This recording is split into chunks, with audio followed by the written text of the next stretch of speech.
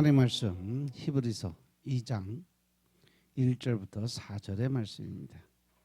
히브리서 2장 1절부터 4절의 말씀입니다. 그러므로 모든 들은 것을 우리가 더욱 간절히 삼갈지니 혹 흘러 떠내려갈까 염려하노라. 천사들로 하신 말씀이 견고하게 되어 모든 범죄함과 순종치 아니함이 공변된 보응을 받았거든. 우리가 이같이 큰 구원을 등한히 여기면 어찌 피하리요. 이 구원은 처음에 주로 말씀하신 바요 들은 자들이 우리에게 확증한 바니 하나님도 표적들과 기사들과 여러 가지 능력과 및 자기 뜻을 따라 성령에 나눠주신 것으로서 저희와 함께 증거하셨느니라. 아멘. 할렐루야. 우리 하나님 참 좋으신 하나님이십니다. 아멘.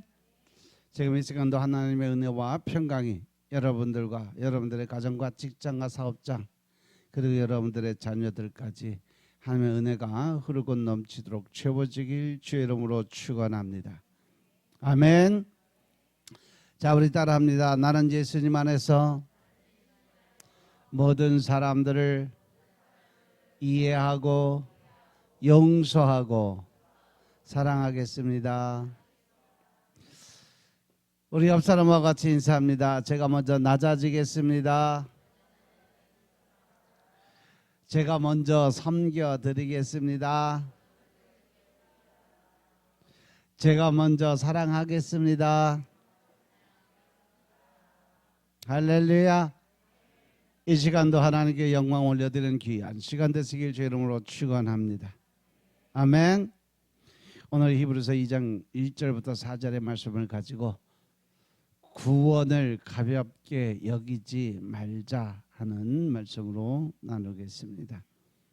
구원을 가볍게 여기지 말자.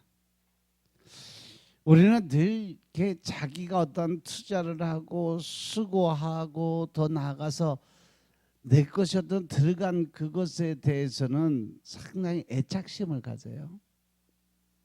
그런데 이렇게 공짜로 들어오고 또 거저 받은 것에 대해서는 너무 소홀하게 생각하는 경우가 있어요. 우리가 받는 것 중에 가장 큰 선물, 우리가 가장 소중하고 귀중하게 생각해야 될 것이 바로 영혼 구원이에요. 그죠?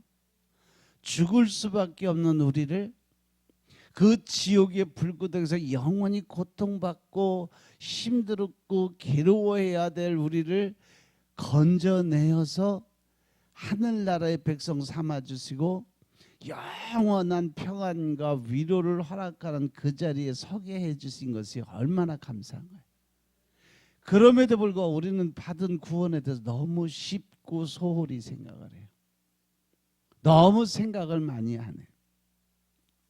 그래서 오늘 이 말씀을 전하기 전에 우선 1절의 말씀을 보면 히브리서 1장의 말씀이 곧 예수 그리스도의 마지막 말씀을 정리해서 전하고 있는 말씀이 히브리서 1장 말씀이에요. 그리고 나서 이제 2장에 와서 하나님은 너희가 받은 그 구원이 얼마나 소중한 거고 귀한 것임을 깨달으라고 말씀하시는 거예요. 그러면 예수께서 하신 말씀이 하나님의 이 마지막 말씀이란 증거와 의미가 어떤 걸까 생각해 보니까 우선 예수님께서는요 구약 선지자의 뒤를 이어서 하나님의 말씀을 전하는 데 의미가 있다는 거죠. 구약 시대 마지막 선지자가 누구예요? 말라기 선지자, 그죠? 말라기 선지자가 말씀을 선포하고 하나님의 마지막 축복의 말씀을 선포하고 신약의 예수님 오시기까지 그 전에 6개월 전에 세례 요한이 땅에 태어나서 하나님의 말씀을 선포하기 전까지 약 500년간의 무신 시대가 있었어요. 구약 시대 말라기 선지자부터 예수님 시대까지 약 500년의 공간 기간이 있었는데 그 무신 시대는요 하나님이 인간 세상에 전혀 관여를 하지 않는 시대예요. 그래서 그때 제일 많이 일어난 게 뭐예요? 죄가 번영했다는 거죠. 죄 짓는 것이 죄가 죄인지도 모르고 내가 사는 방법이 옳은 것으로 생각하고 자기 뜻대로 자기 방법대로 즉 약육강식의 그 삶의 먹이세수를 끌어안고 살았다는 얘기예요. 그래서 예수님도 이 땅에 오셔서 세례 요한을 통해서 제일 첫 번째 하나님이 하신 말씀이 뭐예요? 회개하라 천국이 가까웠느니라. 그때 당시에 모든 사람들의 죄악에 빠져서 천국에 올 사람이 없었어요. 그래서 그들을 안타까운 마음으로 바라보면서 제일 첫 마디가 바로 회개하라 천국이 가까웠느니라. 6개월 후에 예수님이 오셔서 예수님이 첫 사역을 성령 사역을 시작하고 복음 사역을 시작하는 첫 번째 말씀이 뭐였어요? 이 또한 회개하라 천국이 가까웠느니라. 천국 백성을 만들기 위해서 이 땅에서 예수님이 하신 일은 예수님의 목숨을 내어주고 우리의 모든 육적인 목숨을 취해 주셨다는 거죠. 그리고 죽은 영을 살리시고 이 살아있는 영들을 죽이시는 이런 일을 한 것이 바로 예수님의 모습이에요. 그래서 예수님께서 구약의 선지자를 통해서 말씀하신 하나님의 뜻과 계획을 조금도 수정하거나 바꾸는 일이 없었어요. 하나님 말씀하신 그대로 절대적 순종과 절대적 복종의 믿음을 가지고 하나님의 뜻을 전해줬다는 거죠. 그런데 예수님이 오셔서 회개하라 천국이 가까웠느니라 선포하신 이유가 이 구약의 선지자들은요, 그들의 상황에 따라서 그들이 그냥 듣고 배운 대로 이 유전적 즉 유전적 율법이라는 것이 뭐냐면 사람들이 말로다가 전해준 방법, 전해준 하나님의 뜻, 말로다 하니까 글로 남아있는 것이 없으니까 그때그때 자기 상황에 따라서 환경에 따라서 조건에 따라서 그 율법이 제대로 전해졌을까 아니면 자기 생각대로 갔을까. 자기가 편한 대로 자기가 지킬 만한 것은 강조적으로 얘기해주고 자기가 지키지 못할 것은 중간에 빼버리고 그렇게 전해진 그 율법이 바로 유전적 율법이에요. 그래서 그들의 상황에 따라서 유전적 율법에 따라 하나님께서 가르쳐 주신 말씀을 가감해서 전했다는 거죠. 예수님께서 이 모든 개별적인 말씀을 통합해서 모든 계시의 중심을 드러내고 하나님의 본질의 뜻이 무엇이고 하나님의 계획이 어떠한 것이고 또한 하나님 우리를 어떻게 사랑하시는가에 대해서 정확하게 말씀을 선포해 주신 분이 예수님이세요. 그래서 예수님께서는 그 어떠한 구약의 선지자들보다 하나님의 뜻을 더욱더 깊고 분명하게 나타내신 하나님의 마지막 말씀이라는 거 명심하시기 바랍니다. 그래서 여러분들이 이 말씀을 읽는 것이 왜 중요한가 하면 그 구약의 어떤 율법적인 헌법적인 이러한 말씀보다 신약의 이 복음적인 또 구원의 사역과 성령과 성화와 모든 우리가 이 구원 사역에 위해서 필요한 모든 말씀이 신약에 있기 때문에 여러분들 신약의 말씀 더 중요하게 생각하고 읽으시라는 거예요. 물론 구약의 말씀도 중요해요. 왜? 우리가 선과 악, 온전한 그 믿음을 갖기 위해서 필요한 것은 구약의 말씀이에요. 그런데 그 믿음이 의에 이르게 만들고 그것을 입으로 시인해서 구원을 받게 만들게 하는 것이 바로 복음이에요. 그것이 구원의 논리고 성화의 과정을 이끌어갈 수 있는 믿음의 본질인 것임을 깨닫으시기 바랍니다. 그래서 우리가 성경을 늘 말씀을 읽고 듣고 깨닫는 대로 행함이 있는 믿음을 반드시 보이고 살아야 된다. 우리가 무슨 책을 보다 봐도 어떤 글을 읽으면 그 마음에 큰 감동을 받을 수 있어요. 그렇죠? 그러면 여러분들이 그 감동을 받고 야 진짜 이거 좋다. 이 글이 이 소설이 아니면 이 시가 진짜 좋다. 그러면 제일 먼저 드는 생각이 뭐예요? 내가 아는 사람, 사랑하는 사람, 나와 생각이 같은 사람, 이러한 사람에게 알려주고 싶다는 그런 생각이 안 들까요? 저 같으면 그래요. 그래서 제가 읽은 책 중에 감동을 받은 책들을 여러분들에게 소개하고 꼭 읽어보라고 권유를 해드리는 거예요. 그리고 두 번째 뭐냐? 그 글을 쓴 사람, 그 사람 작가를 만나보고 싶은 생각이 들어요. 왜? 이 글을 쓴 저자가 누구보다도 그 글을 잘 이해하고 자기의 생각을 나타냈을 테니까 서로 만나서 대화를 해보면 내 생각과 그분의 생각을 맞출 수가 있다는 거죠. 이렇게 우리가 말씀을 읽다가 보면 하나님의 말씀이 정말 좋은 글을 읽고 감동을 받은 것처럼 그 말씀을 나가서 전하고 내가 가장 좋아하는 사람, 사랑하는 사람, 또 내 이웃에게 어떤 그 말씀을 전하고 싶은 욕심이 생기지 않을까요? 왜냐하면 바로 그 글을 쓰신 분이 예수님이시니까, 그분이 하나님이시니까. 사실상 예수님은 하나님의 말씀을 전해주신 분이라는 것보다는 하나님 말씀 그 자체예요. 그렇기 때문에 우리가 예수 그리스도를 전하는 것이 내가 받은 은혜에, 내가 받은 구원에 보답하는 길이에요. 믿으시면 아멘.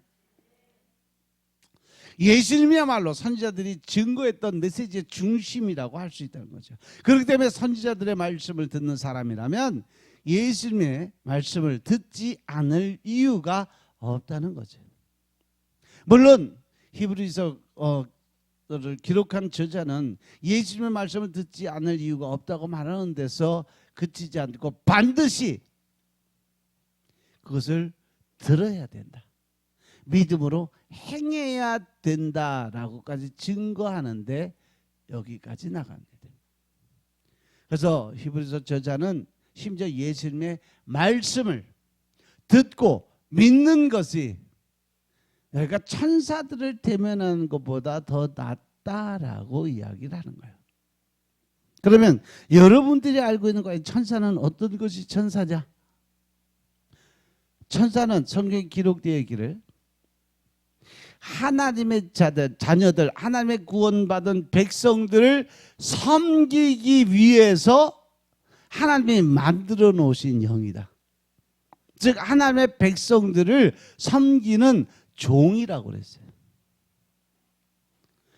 여러분들이 하나님의 백성으로 인정받고 여러분들이 하늘나라의 백성으로 살아가게 되면 천사들은 여러분들의 몸종이 되는 거예요. 여러분들 천국에 가면요, 여러분들 집집마다 천사들이 수두룩 뻑뻑해. 무슨 천사인지 아세요? 청소하는 사람, 천사, 또 대문 앞 지키는 천사, 화장실 뭐 이런 딱 청소하고 또 음식 만들어주고 또 시중 들어주고 그런 천사들이 다 있어. 상급에 따라 아주 몸종까지 다 붙어 있어. 천사들이 말 한마디만 하면 천사들이 난리가 나. 막 빨리빨리 움직여서 빨리빨리 다 해주려고. 가서 보면 진짜 재밌어요. 가서 천사들 놀리라고 이거 해봐 저거 해봐 그러면 다 따라요. 시키는 대로 다 해요. 얼마나 좋은데. 가서 누리는 축복을 느끼시길 주님으로 축원합니다. 여러분들 기도드리면서 주님 저도 천국 보고 싶어요. 주님 저도 하나님의 음성 듣고 하나님과 대화하고 싶어요. 늘 간구드리고 기도드리세요. 여러분들 영적인 눈이 열리고 영안의 귀가 열리면 하늘나라를 보고 하나님의 음성 들을 수 있습니다. 그것은 어느 특별한 사람들에게 주시는 은사와 능력이 아니에요. 그것은 모든 사람에게 하나님은 어떤 하나님이시다? 공평하신 하나님. 누구나 똑같이 나눠져. 그런데 고린도서 12장의 말씀을 보면 하나님이 그 은사와 능력을 나눠주는데 한 성령님이 어떻게 주신다? 모든 사람의 믿음의 분량대로 나누어 주신다. 여러분들이 다 똑같이 5달란트를 다 받은 사람이에요. 뭐 내가 1달란트 받았나? 2달란트 받았나? 아니면 5달란트 받았나? 잘 모르겠어요. 아니, 하나님은 공평하신 하나님, 똑같이 5달란트 다 줬어요. 단지 내가 가지고 있는 믿음의 분량이 1달란트만큼밖에 안 되냐, 2달란트밖에 안 되냐, 이 차이점. 그래서 온전한 믿음을 가지고 있으면 5달란트 받은 사람처럼 똑같이 행동을 할 수가 있다. 믿으시면 아멘. 그래서 여러분들 받은 달란트가 내 받은 달란트 얼마던가 생각할 필요 없어요. 왜? 이미 여러분들 다 5달란트 받은 거예요. 단 내 믿음이 어디 있느냐에 따라서 1달란트가 될지 5달란트가 될지. 여러분들이 하나님의 말씀을 받고 또 내가 직접 못 듣고 또 내가 직접 보지 못하지만 하나님의 말씀하신 것에 대해서 절대적 신뢰와 믿음을 보이면 다른 사람들을 통해서 지금도 성령님은 말씀하세요. 그러한 은사와 능력이 좀 더 깊은 사람들을 통해서 입술을 열어 증거를 해주고 전해주면, 그러면 이게 맞나 틀리나? 저 사람 생각인가 아닌가 생각하지 마시고 그냥 순종하세요. 설사 그 사람이 잘못된 선포를 했다 할지라도 하나님의 말씀으로 받아들이고 인정하고 따라가면 하나님은 그 일을 이루어 주십니다. 그러니까 우리가 하나님의 응답을 받고 또 하나님의 뜻대로 살아가는 가장 핵심의 중요한 팩트는 뭐냐? 바로 내가 어떠한 믿음을 갖고 그 자리에 서 있느냐가 가장 중요하다는 거예요. 하나님은 전지전능하신 분이세요. 뭐든지 할 수 있는 분이심을 믿으시면 아멘. 따라서 설사 내가 잘못된 일을 하고 있을지라도 하나님께서 그 일에 하나님의 동행하심을 믿고 더 나아가서 하나님의 나라의 영광을 위해서 하는 일이라면 그것이 안 이루어질 수가 없다. 하나님의 나라를 위해서 또 하나님의 나라의 의를 위해서 하는 일이 세상에서 보기는 잘못된다 할지라도 하나님 보시기에는 그것이 어떠한 일이다? 흡족한 일이고 만족하신 일이에요. 아멘. 세상의 육신의 눈으로 바라보면 미친 사람처럼 보일 수 있어도 하나님 보시기에 너무 좋은 스바냐 3장 17절의 말씀처럼 내가 너를 보면 좋아서 어쩔 줄 모르겠다는 그 말씀이 임하게 된다는 사실 명심하시기 바랍니다. 그래서 내가 이것이 하늘나라의 일이고 하나님의 뜻을 세우기 위하고 하나님의 이름을 높이는 일이라면 설사 세상 사람이 잘못된 거라 판단하고 정죄하고 심판하신다 할지라도 그것을 우리는 끝까지 하나님의 이름을 걸고 밀고 나아갈 때 반드시 결과는 하나님이 좋게 만들어 주신다. 그러면서 사실 구약의 예언들은 천사들에 대해서 그렇게 큰 기대를 하지 않는다라고 설명을 해줘요.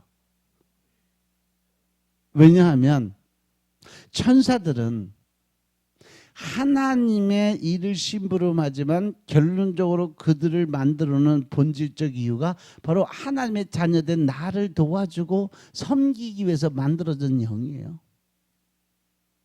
그래서 우리는 이것을 더 깊이 생각해 볼 필요는 있다.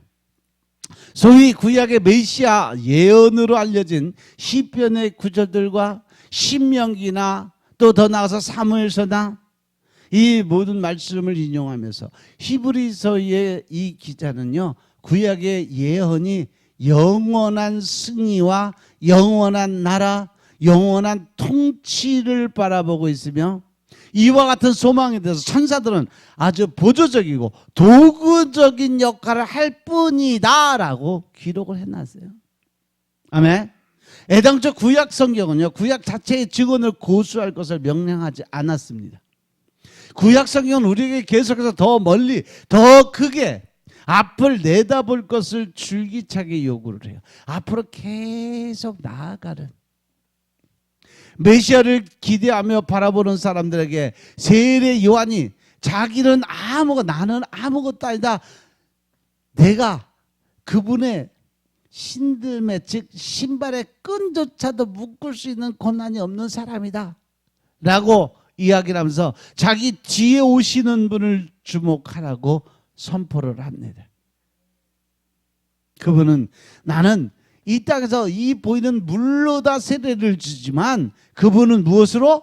성령으로, 즉 하나님의 영, 하나님의 그 직접적인 그 세례를 너에게 주실 뿐이다.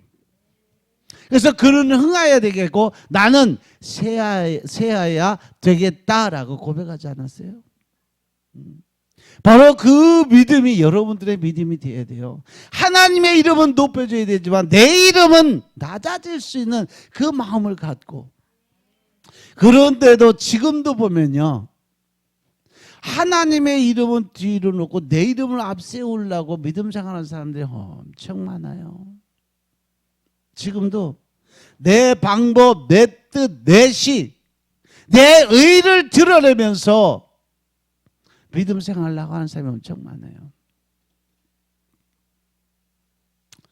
구약의 선지자들도 그렇게 했다는 거죠. 그 누구도 하나님께서 계획하신 이 온전한 구원에 대해서 스스로 나서거나 혹은 천사들을 가리키지 못했다는 거죠. 오히려 이들은 하나님의 아들이신 영원하신 메시아를 바라보고 나아가라고 선포를 합니다. 이처럼 지금 우리가 믿고 바라보고 쫓는 이가 바로 메시아 예수 그리스도인데, 그 메시아를 만난 우리가 어찌 예전에 내 과거의 삶 속으로 하나님을 만나서 변화되고 하나님의 만남으로 기쁨의 삶을 살아가는데 어떻게 과거의 내 힘들고 어렵고 고통스러운 삶으로 돌아가려고 마음을 먹고 있느냐, 이 말씀이에요. 그래서 오늘 본문의 1절의 말씀을 보면, 그러므로 모든 것들을 우리가 더욱 어떻게 간절히 삼가할지니 혹 흘러 떠내려갈까 염려한다라고 말씀하십니다. 왜냐하면 우리가 또다시 과거의 삶으로 돌아갈까 봐 걱정하시는 거예요. 곳곳에 하나님은요, 하나님 예수님을 만난 우리가 변화되어야 된다는 것을 이새 선지자 통해서 이새서 43장 18절에 보면 너는 예전 것을 기억지 말고 옛날 것을 생각지도 말고 다 버리라고 그러셨어요. 그것을 신약에 와서 사도 바울을 통해서 주신 말씀 뭐예요? 고린도후서 5장 17절, 이제 너는 새로운 피조물이 됐다. 그러니까 지난 과거의 모든 것은 다 어떻게 해라? 잊어버리라. 썩어져가는 옛 모습은 완전히 벗어버려라. 그러면서 하나님이 주신 그 다음 말씀 뭐예요? 에스겔서 36장 26절 말씀. 또 내가 새 영 새 마음을 너희에게 부어주겠다라고 약속의 말씀을 주신 거죠. 그 뒤로 내가 이제 너희 마음에서 이 굳은 마음을 제하여 버리고 부드러운 마음, 즉 굳은 마음은 뭐예요? 내 안에 완악한 마음이에요. 죄악으로 가득 찬 내 마음, 자기 의를 드러내고 자기 방법, 자기 식을 주장하는 그러한 삶을 살았던 과거에 대해서 이제는 그것을 완전히 다 제해버린다는 거죠. 그리고 나서 부드러운 마음을 줄 것이니, 그 부드러운 마음은 뭐예요? 하나님의 마음, 예수 그리스도의 마음, 긍휼의 마음이에요. 따라서 예수님을 알지 못하고 알면 깨닫지 못하고, 즉 성령의 세례를 받기 이전에 내 삶은 힘들고 어렵고 고통과 고난의 삶을 살았지만, 이제 예수 그리스도를 알고 믿음을 통해서 성령의 인자함이 내 안에 들어오면 그 성령님의 마음을 통해서 내 안에 부드럽고 유한 그러한 삶을 살게 만들어 주신다. 아멘. 그래서 예수 믿는 사람들의 제일 첫 번째 조건이 뭐냐 하면 과거의 나를 버리는 거야. 아멘. 이 못된 성질, 혈기, 분노, 짜증, 더 나아가서 내 중심적 사고, 더 나아가서 나만을 위한 그러한 삶을 살아가는 본질을 다 버려야 될 줄로 믿으시기 바랍니다. 그래야 내 안에 계신 성령님이 일하시게 되고, 그러한 사람들의 첫 번째 변화적 모습이 뭐냐 하면 남들의 이야기를 먼저 듣는 훈련이 돼요. 내가 하는 말을, 그전에는 내 중심적인 내 의를 세우고 내 방법, 내 식, 내 생각을 사람들에게 주입시키려고 노력했지만 하나님의 사람으로 변화가 되면 상대방의 그 마음을 내 마음으로 바꾸고 내가 그 사람 안으로 들어가는 그런 일로 바뀌어요. 그래서 내가 그전에는 말을 많이 하고 모든 언어의 대화의 그 주도자가 됐는데 이제는 그 패턴을 바꿔서 상대방의 이야기를 더 많이 들어주고 그 사람의 마음속에서 이해하고 그 사람의 그 마음 안에 들어가서 그 사람을 위로하고 그 사람을 세울 수 있는 그러한 준비가 되어 있는 자로 바뀌어진다는 거죠. 아멘. 그게 바로 믿는 자들의 표적을 나타내는 거예요. 꼭 그냥 뭐 귀신을 쫓아내고 새 방언을 말하고 병든 자에게 손을 얹으면 낫는 역사가 일어나는 것이 아니라 바로 실생활 속에서, 현실 속에서 과거의 내 삶과 현실의 내 삶이 완전히 바뀌어진 모습을 보여야 된다는 거죠. 아멘. 사람이 이 세상을 사는 동안 얻을 수 있고 또 반드시 얻어야 되는 것이 있어요. 우리가 얻을 수 있고 반드시 얻어야 되는 가장 본질적인 게 뭐냐? 그것은 하나님께서 우리들에게 거저 주시는 구원이라는 거죠. 아멘. 이보다 더 가치 있고 더 큰 것은 없어요, 이 땅에. 그래서 이 구원은 우리가 그냥 무시하거나 소홀히 여길 수 없는 것이에요. 오늘 우리가 왜 구원을 가볍게 여기면 안 되는가를 한번 생각해 봐야 될 시간이에요. 구원을 가볍게 여기지 않도록 경계하는 삶을 살아야 되고 또 조심하는 하는 삶을 살아야 되는 이유에 대해서 한번 생각해 보겠어요. 먼저 왜 우리가 구원을 가볍게 여겨서는 안 되는가? 첫 번째, 이 같은 그 큰 구원이 없기 때문에 그래요. 아멘. 오늘 말씀에 보니까 이같이 큰 구원이라는 말씀을 했어요. 왜냐하면 구원에 포함되어 있는 내용이 엄청나기 때문에 그렇습니다. 모든 사람은 이 땅에 태어날 때부터 하나님 앞에서 뭐가 되세요? 죄인이 됐죠. 인간 스스로는 죄를 해결할 방법이 전혀 없어요. 그런데 예수님을 믿는 그 구원 안에는 죄사함을 받을 수 있는 특권이 있어요. 무엇을 통해서? 회개를 통해서. 아멘.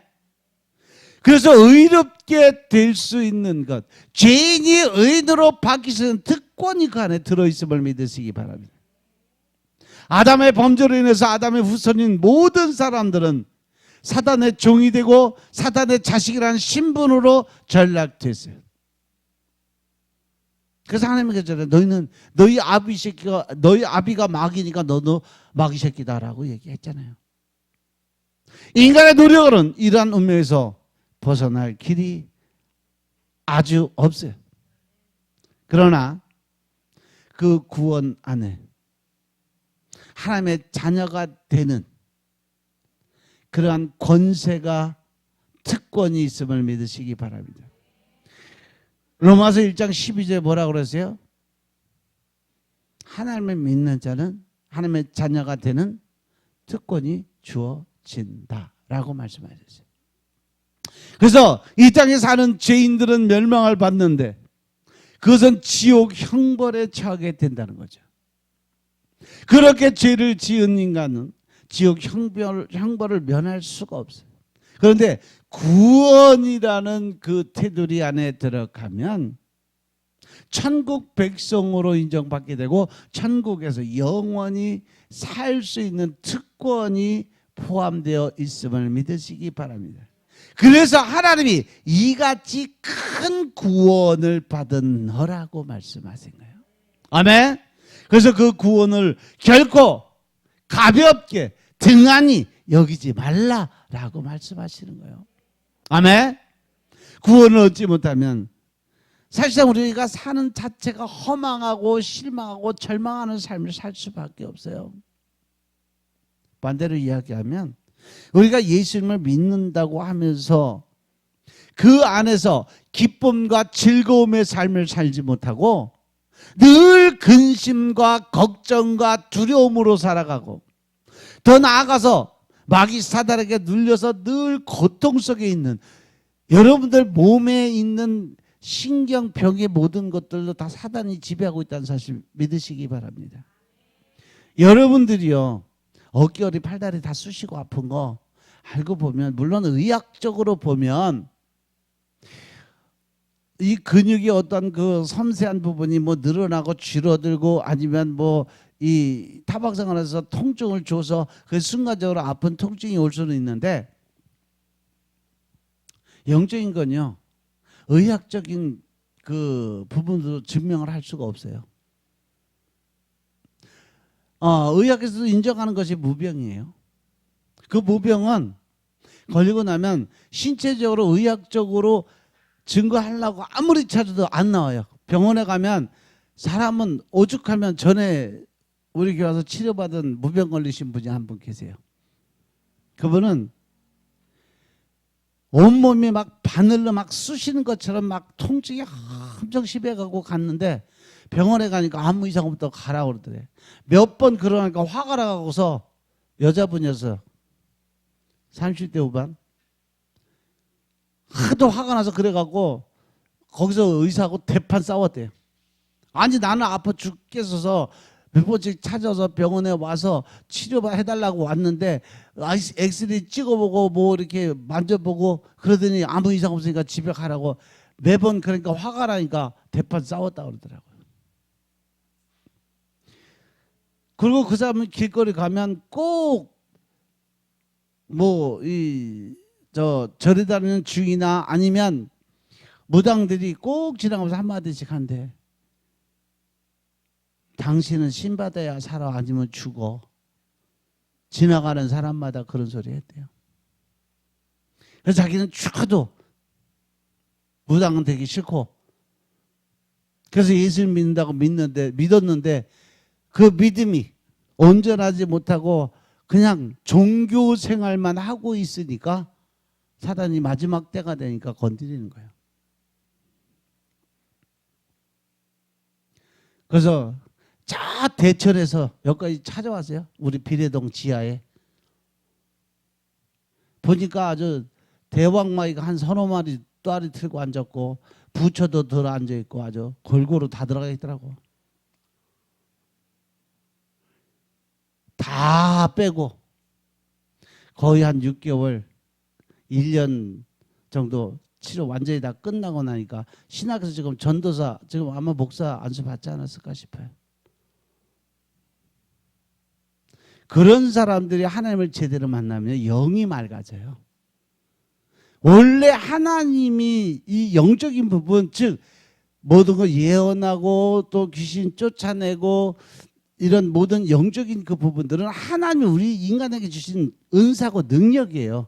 근데 그것을 믿음이 잘못된 귀신한테 갖다 팔아먹고 나니까 내가 귀신한테 끌려다니면서 귀신의 종이 돼버리는 거예요. 근데 그걸 다시 말씀으로 기도로 믿음으로 이겨내고 나면 하나님의 권세가 회복이 돼요. 그래서 여러분들에게 늘 기도 드릴 때 영권, 인권, 물권 모두 회복시켜서 누릴 수 있는 축복 해달라고 기도 드리는 이유는 바로 그러한 영적인 권세가 회복돼서 여러분들 잡고 있는 모든 사단의 권세가 떠나가라고. 그래서 여러분들 좀 더 평안하게 그리고 누리는 축복. 여러분들 하나님이 각자에게 주신 은혜와 달란트 모든 권세 엄청나게 커요. 근데 그것이 언제 받을 수 있느냐? 내가 하나님의 말씀을 믿었을 때.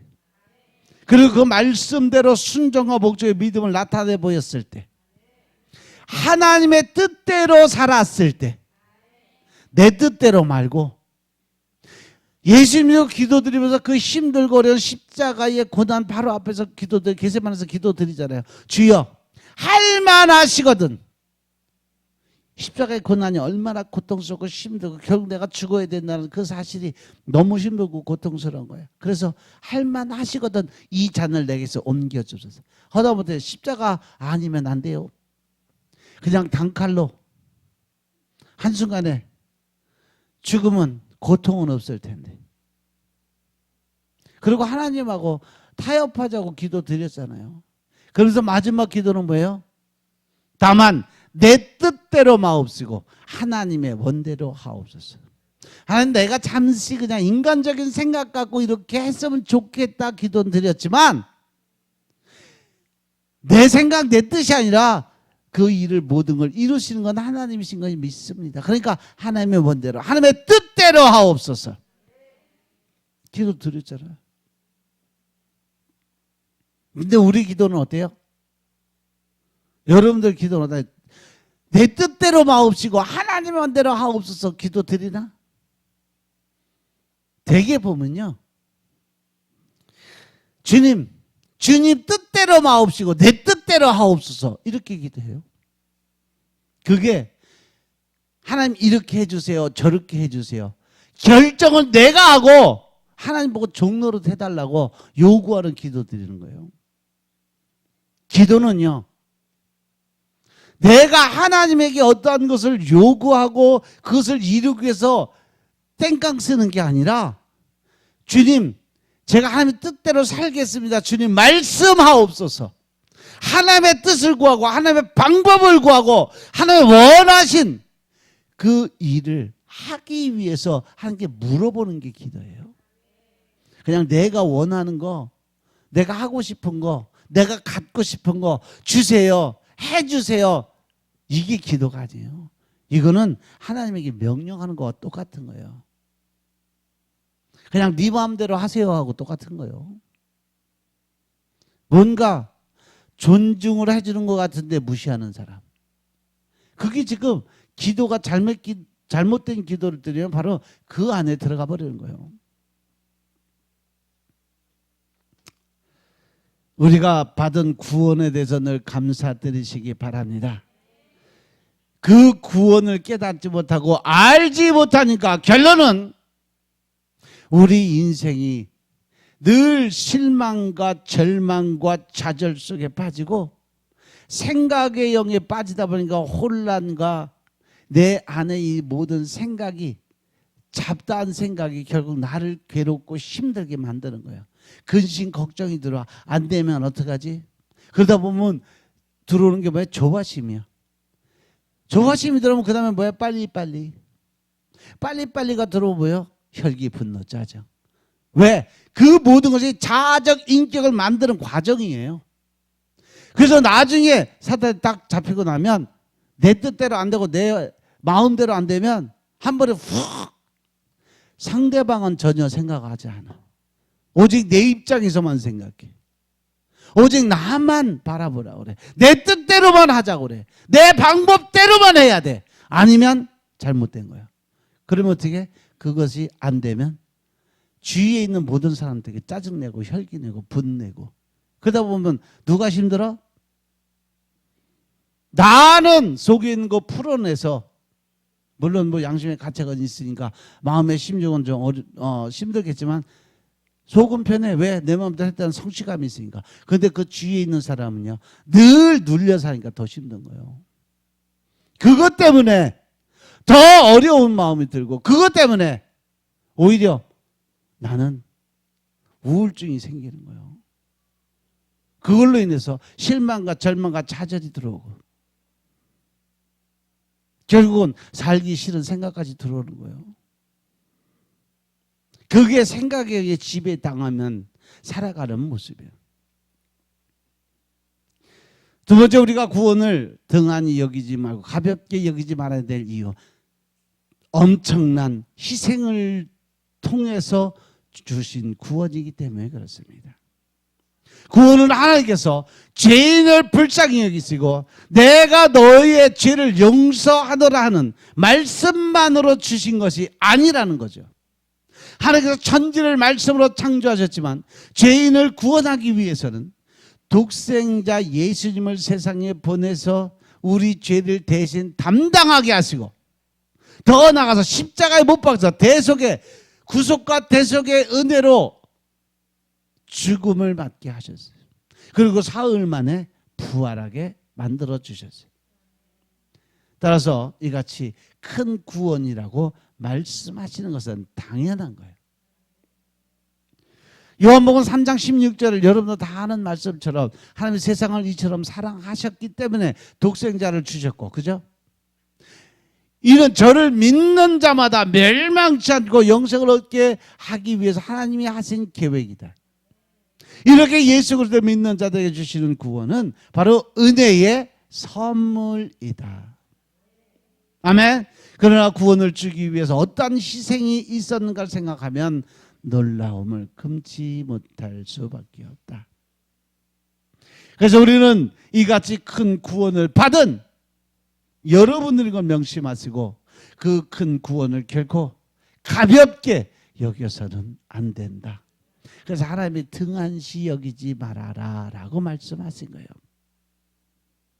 그리고 세 번째, 구원을 가볍게 여기는 사람은 하나님의 진노와 심판을 받아서 멸망을 받게 되고 다시는 구원 얻을 기회를 얻지 못한다는 사실 명심하시기 바랍니다.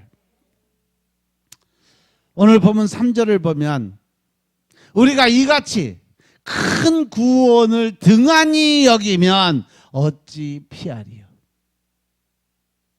예수 그리스도의 구속과 대속의 은혜를 통해서 주신 이러한 구원을 무시하고 소홀하게 여긴다면 하나님의 진노와 심판을 피할 길이 없다는 것을 표현하고 있는 거죠. 하나님께서 주시는 이같이 큰 구원을 가볍게 등한히 여긴다는 것은 하나님을 거부하고 멸시하는 것이니까. 아멘. 하나님을 무시하고 멸시했으니까 그는 반드시 거쳐되게 것이 바로 하나님의 심판을 피할 수 없게 된다. 이러한 사람은 죽음과 함께 지옥 형벌에 처하게 되고 다시는 구원 얻을 기회를 얻지 못하게 됩니다. 이것에 관한 이야기가 어디냐? 누가복음 16장에 보면 나와요. 부자와 나사로의 비유에서. 호화롭게 생활한 부자가 있었어요. 그는 날마다 잔치를 베풀며 호화롭게 살았어요. 그런데 그 부자의 문제는 이 부자의 상에서 떨어지는 음식 부스러기로 배를 채우는 나사로라는 그러한 거지가 있었어요. 그는 늘 부자의 밥상에서 떨어지는 음식 찌꺼기를 주워 먹는 그러한 인생이었어요. 그런데 어느 날 나사로가 죽게 됐어요. 그 후에 부자도 죽게 되었습니다. 나사로는 죽음의 순간에 속사람이 즉 영적인 그러한 삶에 천사들에게 받들어서 천국으로 들어갑니다. 반면에 부자의 영혼은 어둠과 불 가운데서 고통당하는 지옥에 들어갔어요. 그 고통의 지옥에서 부자가 고통 중에 눈을 들어보니까 멀리 아브라함의 팔에 안겨져 있는 나사로가 보이기 시작합니다. 그런데 그 부자가 자존심이 상했는지 나사로한테는 물 한 모금 달라는 얘기하는데 아브라함을 향해서 물 한 모금 달라고 그래요.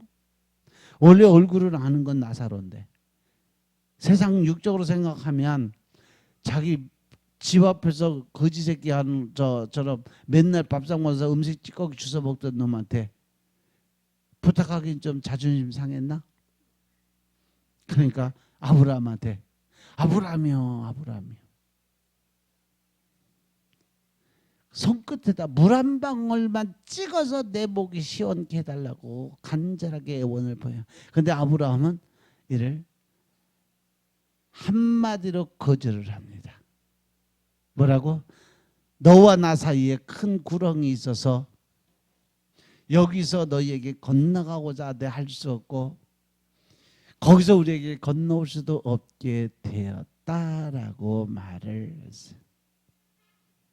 이것이 바로 뭐예요? 천국과 지옥의 그 이야기를 하는 거예요. 여러분들 실제적으로 가보면 그래요. 천국과 지옥은요, 하늘과 땅 차이예요.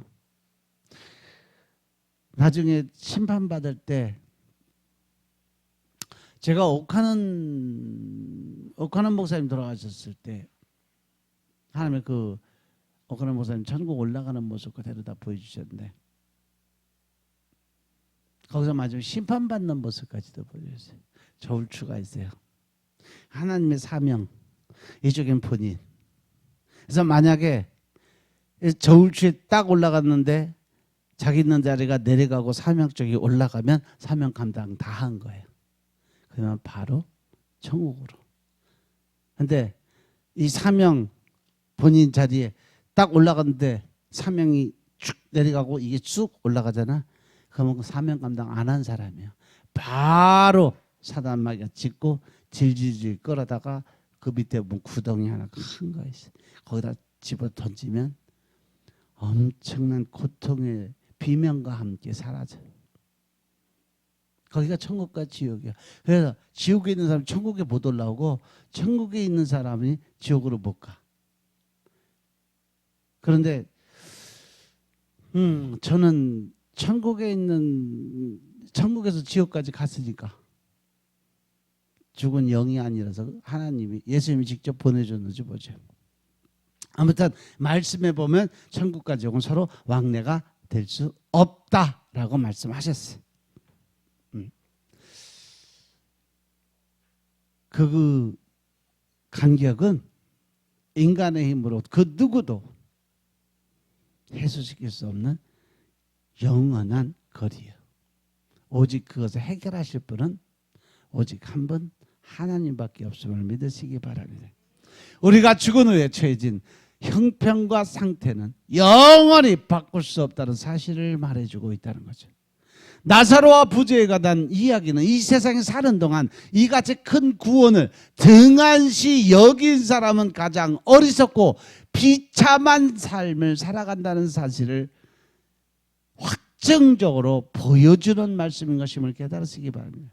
우리가 죽은 후에 구원을 받을 기회가 없다는 것을 분명하게 우리에게 메시지로 주고 계신다는 사실을 명심하시기 바랍니다. 그래서 구원을 등한히 여기지 않도록 경계하고 삼가해야 할 일이 뭐냐?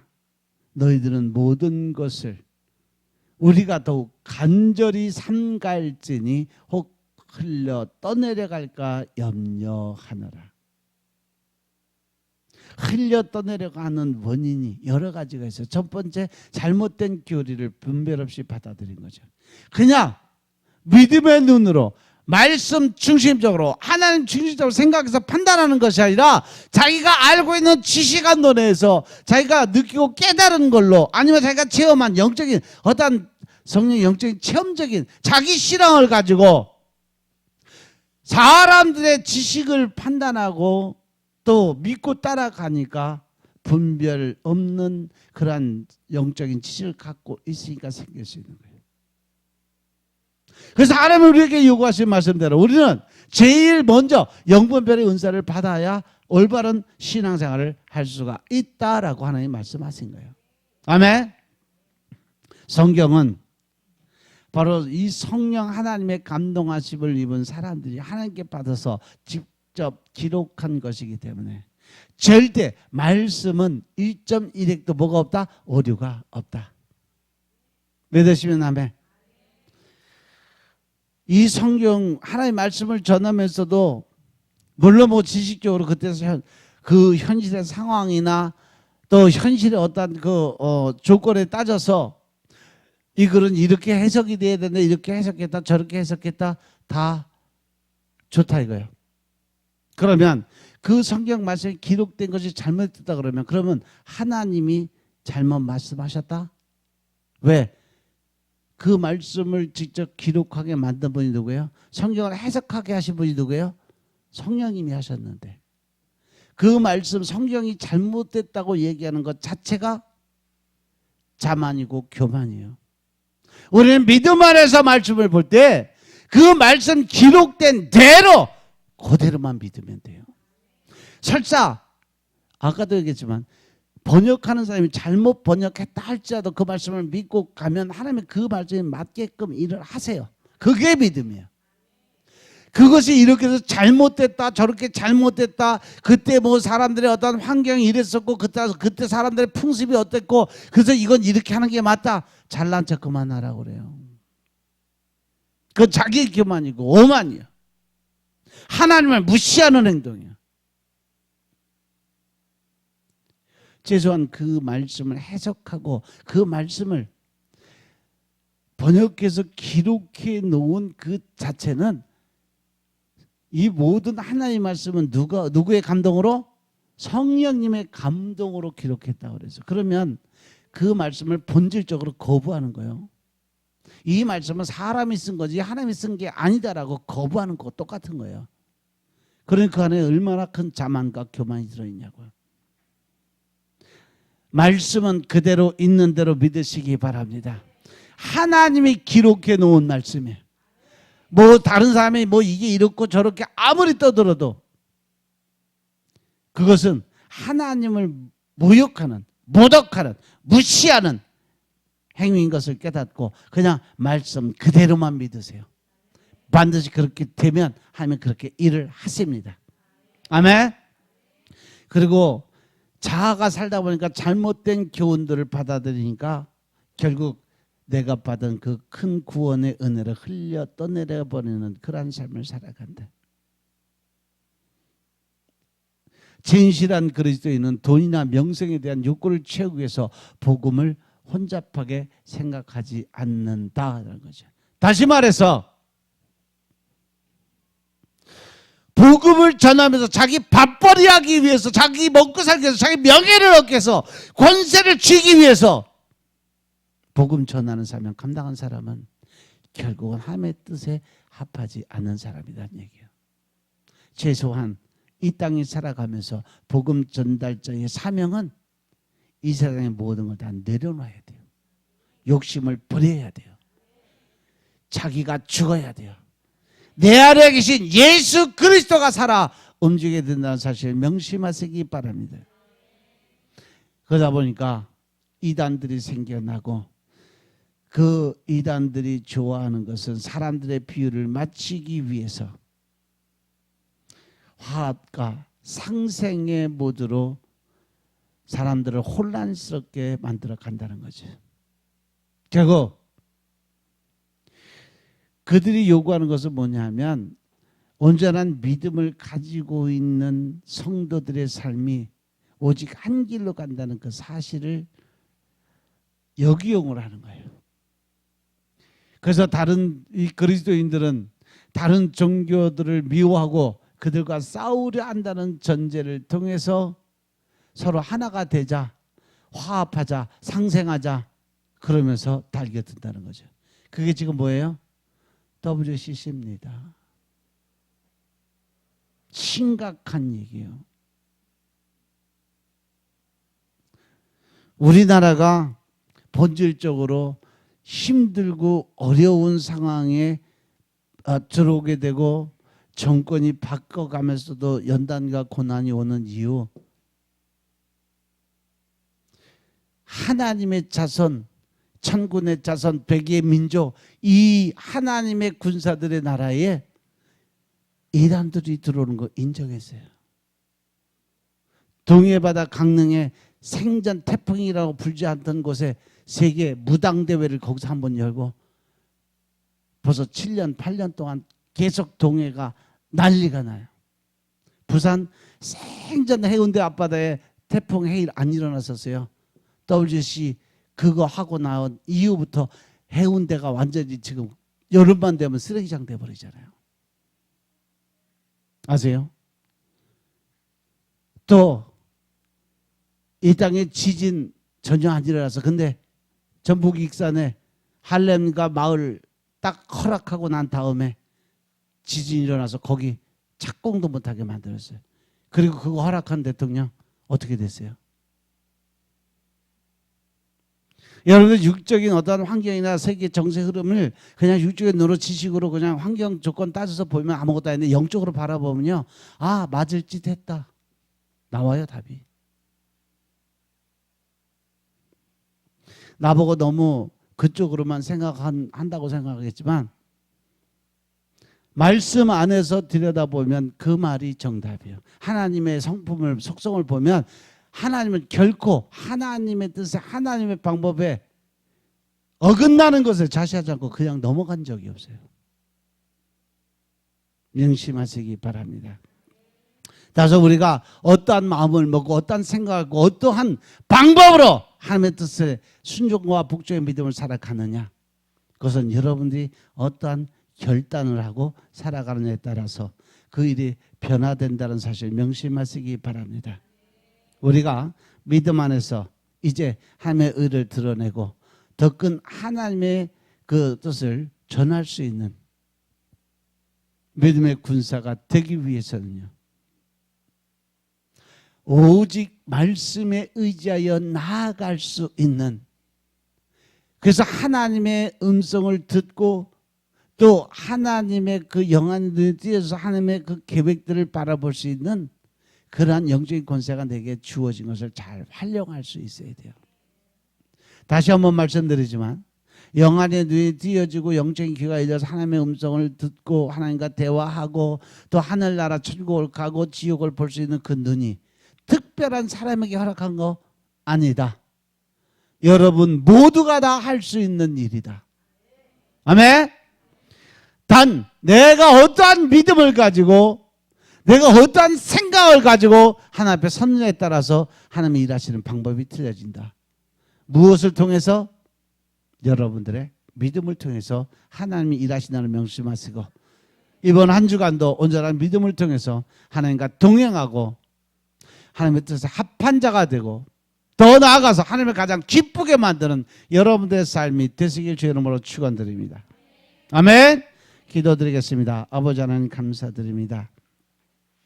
오늘도 아버지 하나님의 은혜 가운데 우리가 어떻게 해야 하나님을 만나고 또한 어떻게 해야 구원을 기쁘고 즐거운 마음으로 받아들일 수 있는가를 알고 깨닫게 하시니 감사합니다. 늘 우리 마음속에 신령과 진정의 마음이 흘러 넘치게 하시니 감사합니다. 이번 한 주간도 하나님을 기쁘게 할 수 있는 삶, 하나님으로 인해서 내가 즐겁게 살 수 있는 삶을 살 수 있도록 주여 축복하옵소서. 오직 성령 하나님의 임재를 통해서 우리가 새 영, 새 마음을 받고 이제 우리 마음속에 있는 그 모든 굳은 마음들을 완전하게 제하여 버리게 하여 주시고 이제 그 굳은 마음이 제하진 자리에 부드러운 예수 그리스도의 긍휼의 마음과 사랑과 온유와 겸손과 절제의 영으로 채워지게 하여 주옵소서. 나보다는 남을 먼저 생각하고 이해하고 용서할 수 있는 삶을 살게 축복하옵소서. 모든 말씀을 주 예수 그리스도의 이름으로 감사드리며 기도드려 싸움나이다. 아멘.